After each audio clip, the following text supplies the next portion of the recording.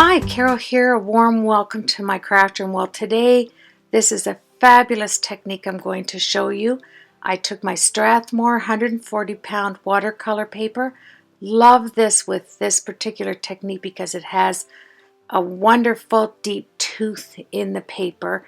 So the thicker the watercolor paper, the more vibrant this technique will turn out. So I took my Fiskars self-sharpening cutter because it is a thicker cardstock, and then I thought, okay, I'm going to cut some smaller ones down, and I actually put one on top of the other here, this piece and this piece, and I took out my guillotine cutter just to show you, not so much this piece right here, but wait until I come up to the next piece. I folded that in half, I keep it off to the left. And what I did was I wanted to show you that two of the 140 pound cardstock will cut smoothly on your inexpensive guillotine Fiskars cutter. I always have to say this when I do a card tutorial because it is affordable, it fits in your craft room, it's just a small little cutter and it works perfectly. The next thing, I took a casserole dish and I put some tin foil on the top, about an inch of water, and this began this beautiful, colorful journey.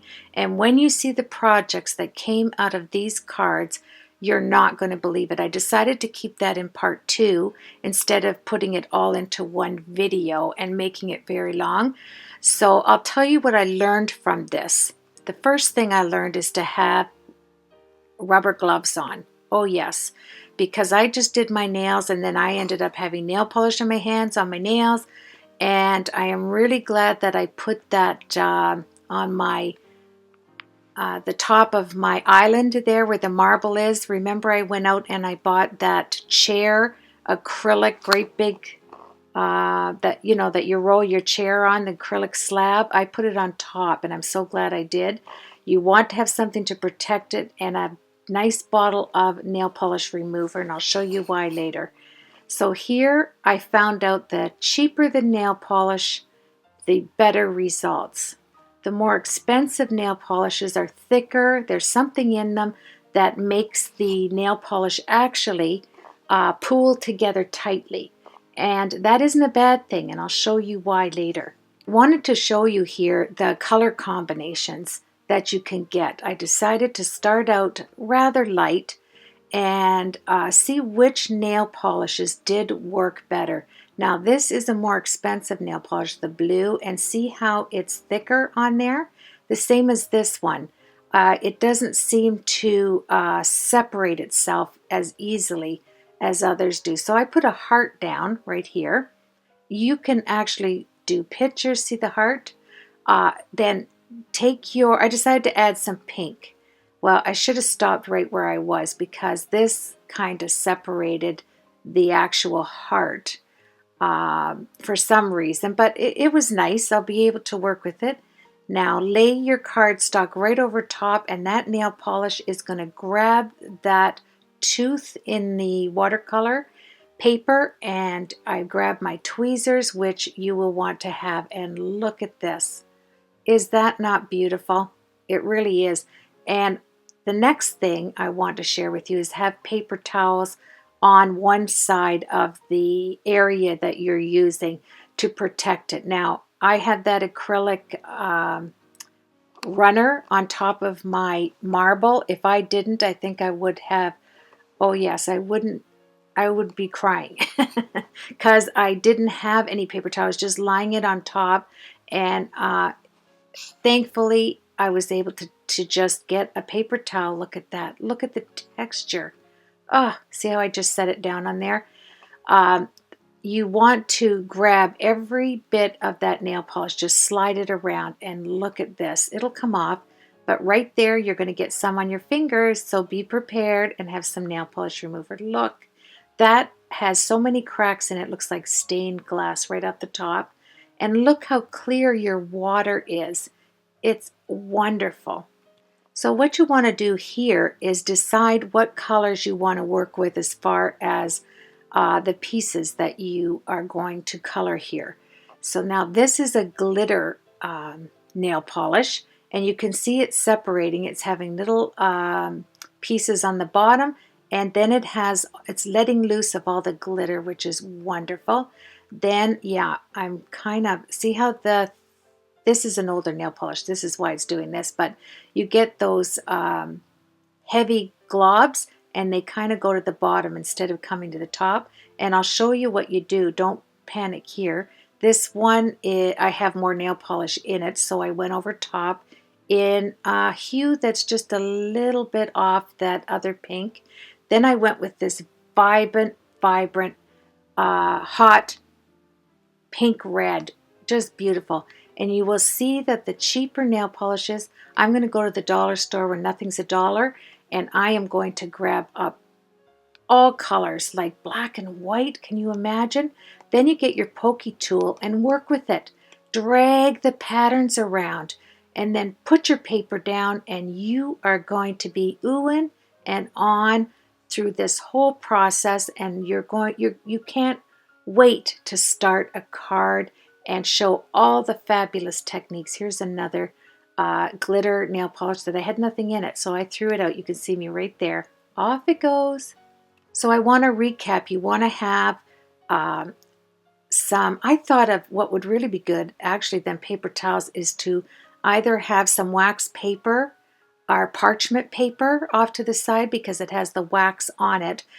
I think that would have been wonderful. And the next time I do that, look at that. It helps you to see what nail polishes you have left over, right? And I'm going to use parchment paper to the side and then put my pieces down. It dries instantly. You think that the only thing that doesn't dry is a little bit of water spots if the nail polish didn't attach itself to the watercolor paper. But this is fantastic. I'm taking it from the brush into the nail polish and dabbing. I want to have little circles. Then I took my pokey tool and made hearts out of it. Here I'm trying to make the hearts with the actual brush right there. I should have put my paper down right now, yeah, but on one sheet. I should have done one big sheet because then I would have had those heart shapes that I made if I put the paper down instantly. So now I take out one. Look at this.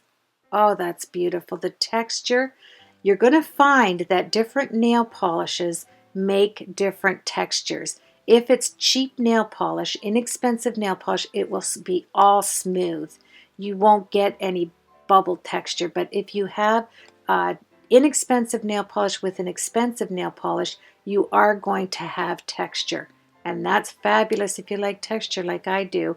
So we're going to carry on here. I was having way too much fun. Look at this. It dries instantly. You put that down. You can't believe it. It's almost as much, well, I think it's more fun than doing this shaving cream technique. One is so much different than the other because this, you have a little bit more control, I think, of the color that you're going to use. But I don't know. If you have a ton of colors of, look at this one, nail polish. This is from Walmart, this nail polish. I think it's NYC or something like that. Very inexpensive. $1 to nail polish. And then I thought I would go with the deep navy nail polish and then the light blue hues, and watch this. This is my favorite card because it has a little bit of red in there left over from the other card. Look. Oh no, this is my second best. Quickly get another one down. Look how many you can get out of this one. Look. Oh, simply gorgeous. I'm just letting it drip off the nail polish. At the end of the video, you will see all the designs in their beauty. You are seriously going to love it. And if you want to separate it more, have a little dropper and add some more water, like I did right there on the right lower portion. And you will get it altogether different effect because it'll be left white. See, you'll get the white cardstock. It will not stick. Love it. If I had more time to experiment with this, I had a long card. I have such wonderful ideas for this. I can't wait for you to see the cards and all of the techniques you can get from doing nail polish art is tremendous. So now I'm getting really bold. I'm just dipping it way down in there. I don't know which side I'll use, but just go for it. I wanted to get all the nail polish up on the tooth of the Strathmore watercolor paper, and I was running out of space literally. I had to put paper towel everywhere and lay these out. And if I had I used up all the paper I had in that Strathmore paper pack, and I just cut it down. I had it behind me. I was just grabbing as much as I could. And this is my favorite right there. This one with the red, the navy, and the blue. Wait till you see this. You're not going to believe it. This is how quick it is. Look, instant, instant. Look at this. I guess you can't. That was so fast. Grab another piece quick. I'm going, Carol, take it. There it is. Oh, that's my favorite. Love vivid color. I wait till you see the card that was made with that. You are going to ooh and ah again. Here we go, my pokey tool. I am going to just swirl it all over, let it kind of take effect, cut little pieces off here, and I could have went on all afternoon. I'm telling you, that's how much fun you're going to have. It takes you from start to finish 15 minutes.